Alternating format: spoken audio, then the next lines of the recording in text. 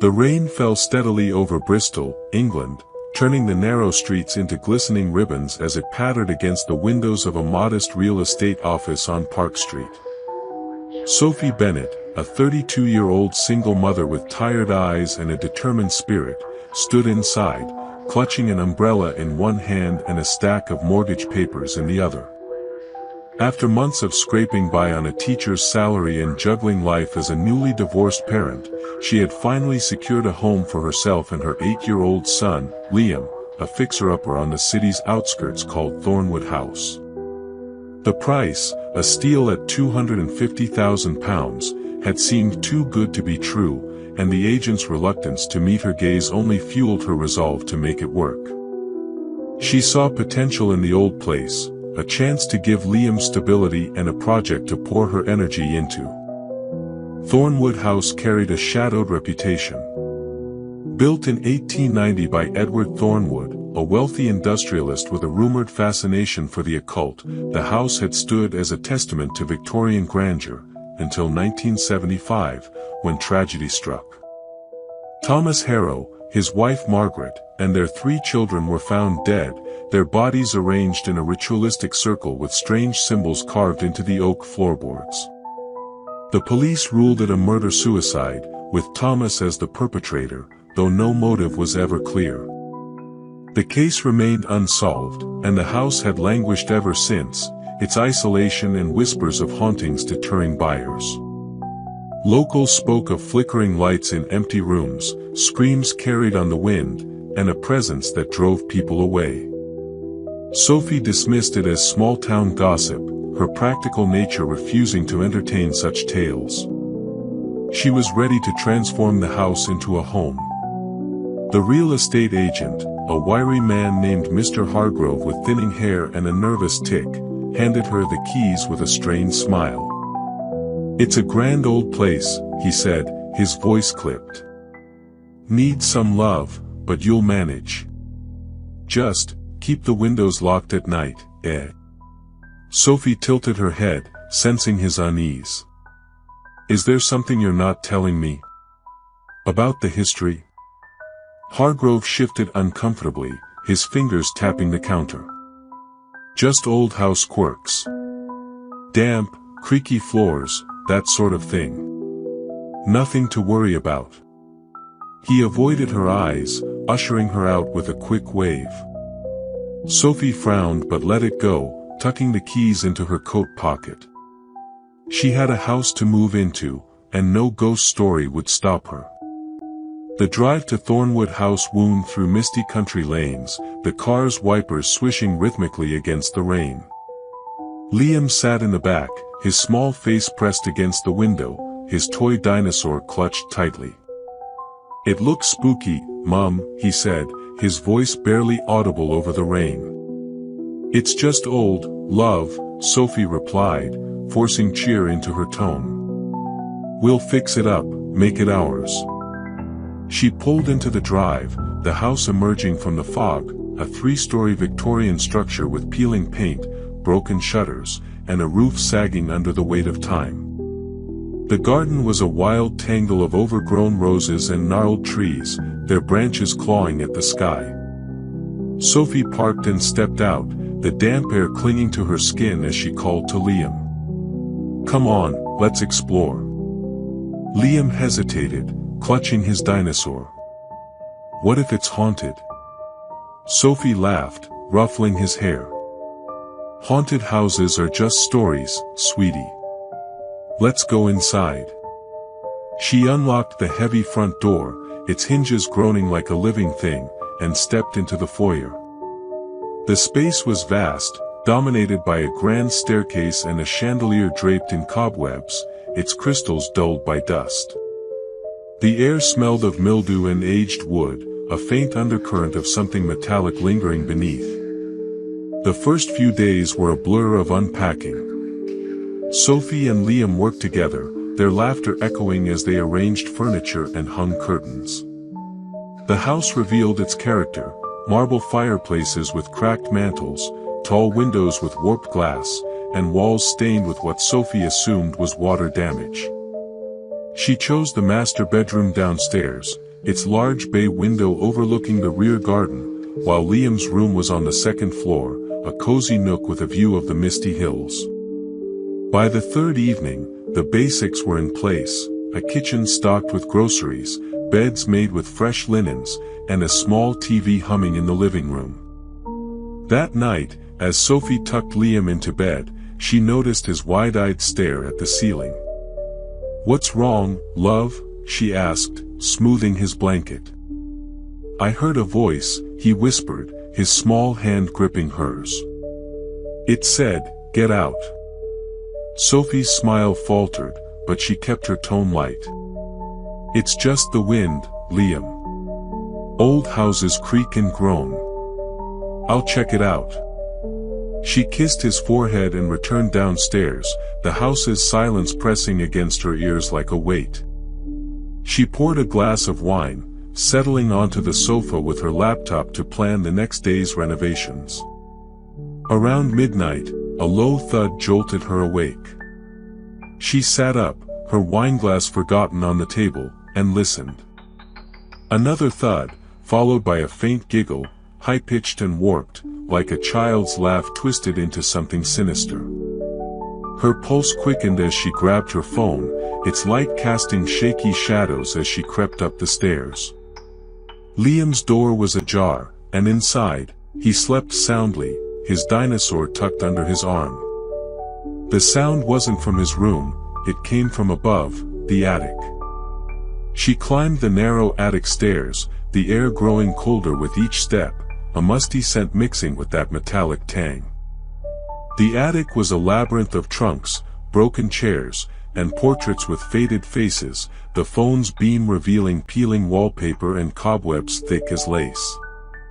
As she moved deeper, the giggle returned, now accompanied by a whisper. "Leave, or join us." The voice was raspy, not human, sending a shiver down her spine. Sophie's breath hitched, and she turned to retreat, but the attic door slammed shut with a bang that echoed through the house. "Hello?" she called, her voice trembling in the dark. "Is someone there?" A shadow shifted in the corner, tall and amorphous, its edges blurring into the gloom. The temperature plummeted, and a foul odor, rotting meat and sulfur, assailed her senses. Sophie stumbled back, her phone slipping to the floor, the light flickering out. In the blackness, she heard footsteps, slow and deliberate, circling her. "You shouldn't have come," a voice growled, deep and guttural, vibrating through the wood. "This is our domain." Panic surged. She fumbled for the door, her hands shaking as she pushed against it. It creaked open, and she fled downstairs, locking herself in her room, her chest heaving. Her mind raced, had she imagined it? She called her friend Rachel, a nurse who lived across town, her voice breaking. "Rachel, something's wrong with the house. I heard voices, saw a shadow in the attic." "Sophie, take a breath," Rachel said, her tone calm but concerned. "It could be the stress of moving. I'll come by tomorrow with coffee and check on you. Lock the doors and stay with Liam tonight." The next morning, Rachel arrived with a thermos and a skeptical grin. "You look like you've seen a ghost," she teased, setting the coffee on the kitchen table. Liam played nearby, his cars zooming across the floor. "It wasn't my imagination," Sophie insisted, her hands wrapped around the warm mug. "There was a voice, a smell. I think it's tied to those murders in 1975. Rachel's smile faded. "The Harrows? That was decades ago. Maybe the house needs a deep clean, or an exorcist. Have you looked into its history?" Sophie hadn't, but the suggestion lingered. After Rachel left, she drove to the Bristol Archives, where a librarian named Ms. Eleanor Grant, a bespectacled woman with a quiet demeanor, helped her sift through records. The 1975 police report detailed the Harrow massacre. Thomas shot his family, then himself, leaving occult symbols etched in blood. A neighbor's statement mentioned a tall, shadowy figure seen days before, and a follow-up note hinted at unexplainable phenomena post-incident. An 1895 diary entry from Edward Thornwood spoke of a ritual to bind a dark entity to the house, using blood and chants, its purpose unclear but ominous. Back at Thornwood, Sophie shared the findings with Liam over a quiet dinner of pasta. "Mum, did the shadow kill the Harrows?" he asked, his fork pausing mid-air. "I don't know, love," she admitted, her voice soft. "But we'll be safe. We'll figure this out together." The disturbances grew that night. The lights flickered erratically, doors slammed shut on their own, and a cold spot formed in the living room, chilling the air despite the heater. Liam woke screaming, "He's at the window."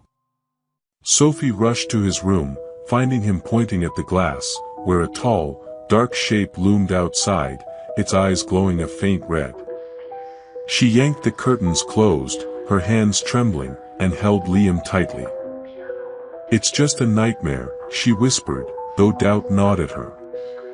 The next day, Sophie called a local historian, Dr. James Carter, a portly man with a scholarly air and a nervous laugh. He arrived with a notebook, inspecting the living room with a furrowed brow. "Thornwood House is infamous," he said, tracing a finger along a wall. "The symbols match rituals Edward Thornwood conducted, summoning a malevolent entity, possibly a demon. He died under mysterious circumstances, and the entity stayed.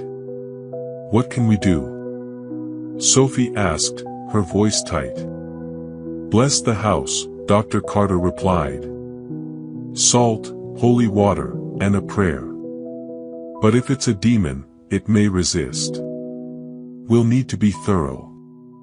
That evening, with Dr. Carter's guidance, Sophie, Liam, and Rachel, whom Sophie had begged to stay, sprinkled salt around the doors and windows, splashing holy water from a local church.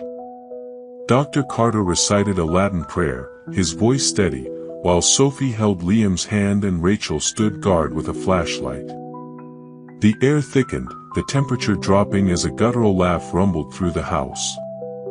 The red-eyed figure appeared in the hallway, its form shifting, its voice a snarl. "You cannot banish me. This is my domain. Leave us alone." Sophie shouted, throwing holy water at the figure. It recoiled, its form flickering, but the laughter intensified. Furniture slid across the floor, chairs toppling, a mirror shattering, while Liam clung to Sophie, sobbing. Rachel gasped, her flashlight beam trembling as the entity advanced, its presence suffocating. Dr. Carter raised a cross, his voice rising. "In nomine Patris, et Filii, et Spiritus Sancti, begone." The house trembled, a deafening roar filling the air, windows rattling. The figure let out a guttural scream, its form dissolving into black smoke that seeped into the walls. The silence that followed was heavy, the air warming slightly, though the scent of sulfur lingered. "Is it gone?" Liam whispered, his voice small and shaky. "I hope so," Dr. Carter said, wiping sweat from his brow. "But these entities can be stubborn. Keep the salt and stay vigilant." The next morning, the house was calm, though the damage, broken glass, overturned chairs, told a different story. Sophie and Liam cleaned up, their movements slow, their spirits bruised. She decided to sell, unable to shake the feeling of being watched. The real estate listing went up, but offers were sparse, buyers cited an inexplicable dread. Weeks later, in a new flat in central Bristol, Sophie thought the nightmare had ended. But late at night, she'd wake to whispers, "You can't escape," and see a red glow at the window, a shadow lurking in the rain. Liam began drawing pictures of a tall figure with glowing eyes, his nightmares returning. Thornwood House stood empty, its windows dark, a silent sentinel of its curse, waiting for the next family to cross its threshold.